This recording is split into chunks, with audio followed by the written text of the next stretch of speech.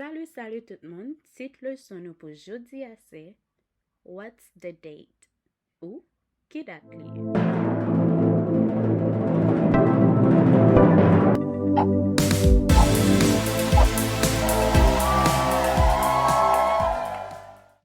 Mais avant, an nou fè an ti revizyon sou leçon 4 lan.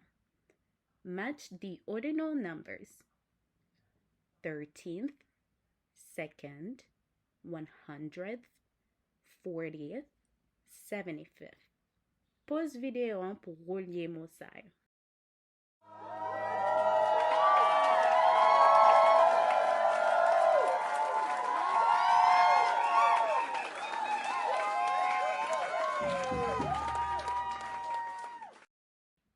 Kounya, an nou rentre nan leçon nou pou jodi a.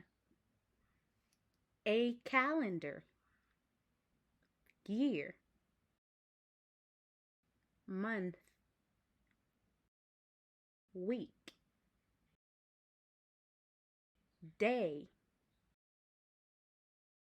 Today.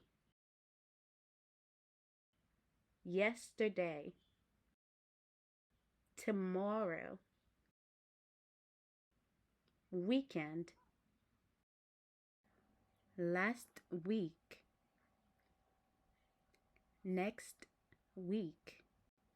Last month. Next month. Date. Months of the year. January. February. March. April. May. June. July. August. September. October. November. December. Days of the week. Sunday. Monday. Tuesday. Wednesday. Thursday. Friday. Saturday. Kounya, kom nou kon tout mot vocabulaire ki ou li ak dat, an nou fè yon ti pratik avek kek kesyon e repons. What's today? What day is it today? An bagay ke m vle ke nou remarke se ke lo we apostrophe S, sa vle di is nan verb to be.